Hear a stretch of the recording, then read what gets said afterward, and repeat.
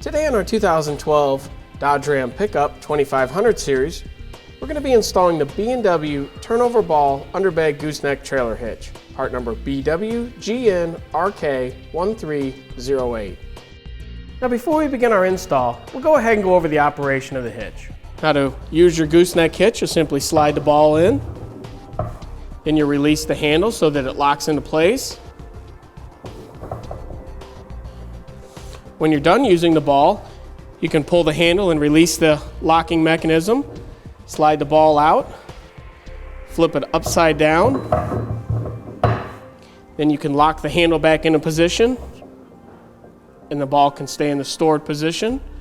You'll also notice here's our safety loops that we put in, the U-bolts, springs underneath allow it to come up, but yet it keeps it held tight to the bed when not in use. And now we'll go ahead and begin our install. Now we're going to first go ahead and remove both of the rear wheels as well as lower the spare tire down and get it out of the way. This will make things just a little bit easier on the installation.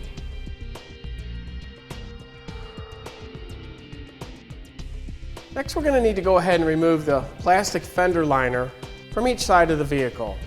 There's several screws that you'll need to remove, a couple in here in the middle, as well as several around the wheel well itself.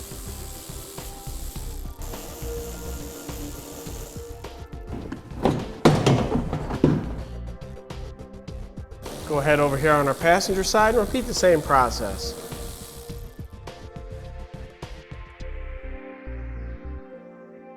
Next we're going to go ahead over here on the passenger side wheel well. We're going to need to make a triangular notch. We'll use this hole here as part of it. We'll need to just kind of mark out the area.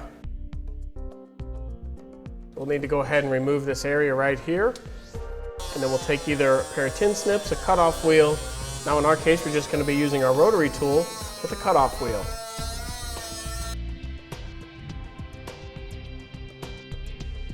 Now we'll go ahead and measure out per the instructions from the rear of the bed. Go ahead then and put a mark. We'll then go ahead and find the center location between the wheel wells. Go ahead then and put a mark. We'll go ahead and first start with our pilot hole. And then we'll use our hole saw to put the larger hole in the bed. Next we're going to go ahead and we're going to remove this spare tire heat shield, because it'll make things a little bit easier.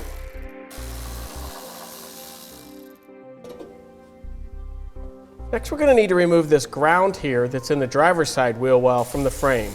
We'll be reattaching it later.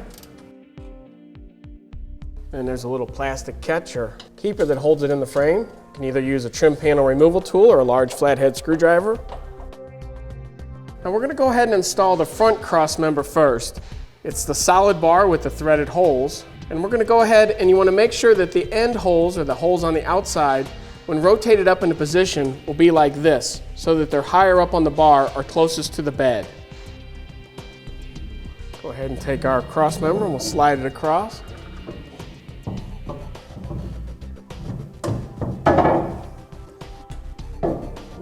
Rotate it up into position, again making sure that this hole is closest to the bed. Slide that up against our bed cross member. Next we'll go ahead and put the rear cross member in. Now when this one's tilted up into position, you want it to look like this, so that the holes are facing or on the front side towards the cab. Go ahead and use the notch that we cut in our edge of our bed here on the passenger side.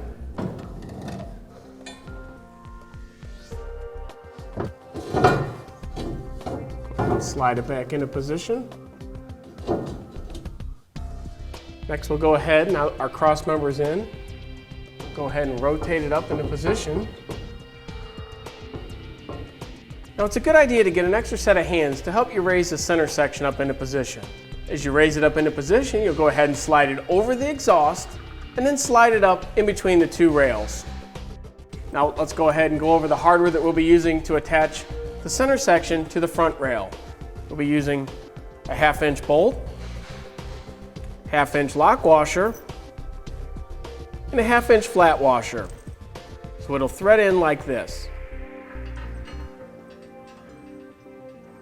Now when installing the hardware for the center section, we'll just get it all hand tight for now, so if we need to make any adjustments, we can.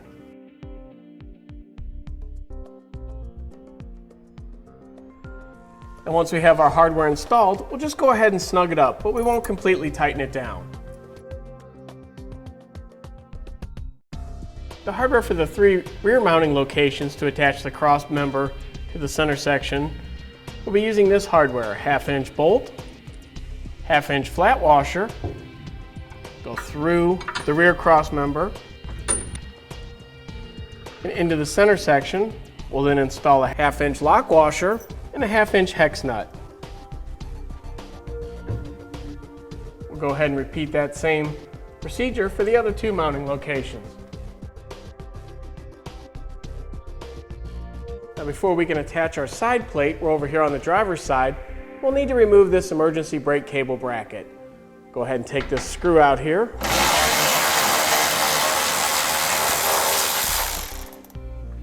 And we can lower it down temporarily. Next, we're going to go ahead and take one of the pull wires that come with the kit. We'll take the coiled end of it, we'll feed it through our hole right here, feed it towards the rear of the vehicle, pull it out right here. First, go ahead and put our locking strap over the coiled end. Go ahead and push that on up in there. We'll then feed our 1/2 inch carriage bolt onto it. Then go ahead and feed the carriage bolt into place. So we pull on the pull wire. So it's like that. Now you want to leave this pull wire onto this carriage bolt for now. Go ahead and repeat the same process over on the passenger side.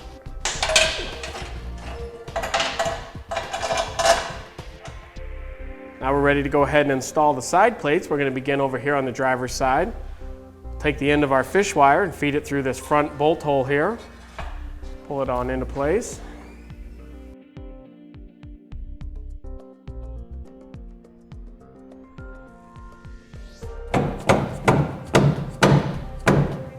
Now that our side plate is up, we can go ahead and remove our bolt leader here.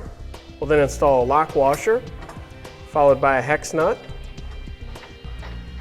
Now for this location here, connecting to the front cross rail, take a 1/2 inch bolt, 1/2 inch lock washer, and a 1/2 inch flat washer. Go ahead and just snug them down for now. We will not tighten them. For the rear cross member, we'll be using our 1/2 inch bolt. We'll then put a 1/2 inch flat washer on, followed by a 1/2 inch lock washer and a 1/2 inch hex nut. Go ahead and repeat the same process over on the passenger side. Next, we're going to need to remove this wiring bundle right here from the frame to allow our U-bolt to slide in underneath it. So we'll go ahead and just take our trim panel removal tool. Our large flathead screwdriver works as well. Just work out the 2 little tabs that hold it in place. Now we have enough room to slide our U-bolt in. Then go ahead and take our U-bolt here, slide it under.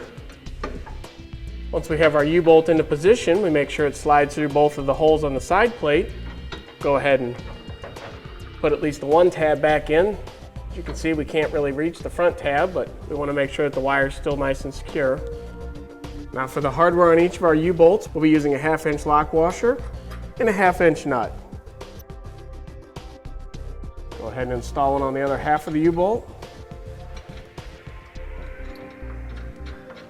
And then we'll repeat the same process over on the passenger side. Now when installing your side plate, you may need to loosen up this ground wire here to move it around so that there's plenty of clearance so that it's not pinched by the side plate to the frame.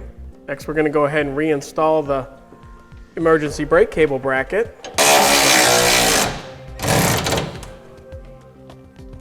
Now we'll go ahead and tighten down our center section bolts, the bolts that hold the center section to the front and rear cross member.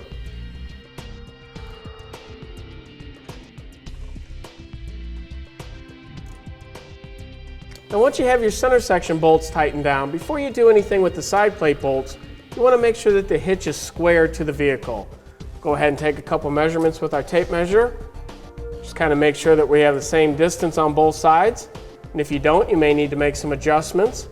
We'll go ahead and check the other side and make sure that we're good. Next, we'll go ahead and tighten down our side plate bolts. Now when tightening down the side plate bolts, you want to make sure that you tighten down the side plate to the frame first, and then you'll tighten down the bolts from the side plate to each of the cross members. Next, we'll go ahead and torque all the hardware down to the manufacturer's specification, following the same order that we tightened them down.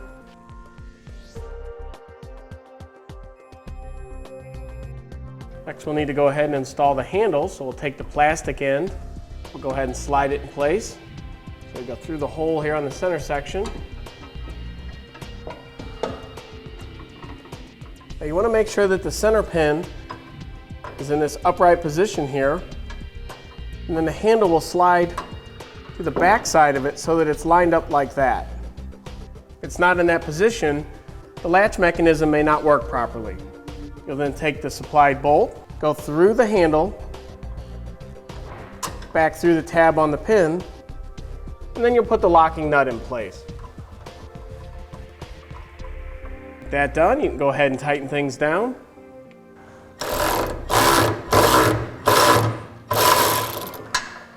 Now that our handle's installed, so there's the lock position. Pull it out and rotate it up is the unlock position or unlatched position. Next, we're going to go ahead and drill out our U-bolt, our safety cable U-bolt holes. So we'll be using this hole here and here on the passenger side, and this one here and here on the driver's side. And we're going to drill a small pilot hole from the underside up into the bed. Then we'll go into the bed and drill a 1/2-inch hole back down through.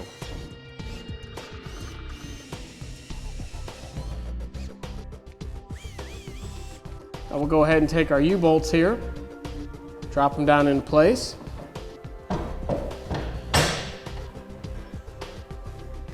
Do that for both sides. I'm going to go ahead and take a board here, just set it on top of them so that it gives it some weight, so that when we put our spring and nut on underneath, it doesn't push them up out of the way. We'll go ahead and take one of our springs, slide it up into position. We'll take a 1/2-inch lock nut, thread it on. Do that for the other half of the U-bolt.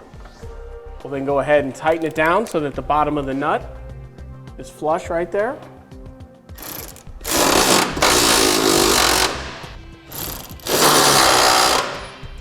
Go ahead and repeat the same process for the other U-bolt. Then we'll go ahead and reinstall our spare tire heat shield. Now we're going to go ahead and mark our driver's side fender well, as we're going to need to make some clearance for the handle. Go ahead and mark our area that we're going to need to trim out. And then we're going to use a rotary tool, or you could use a pair of tin snips or even a razor knife to trim this out since it's just plastic. We're going to go ahead and use our rotary tool to trim out the area.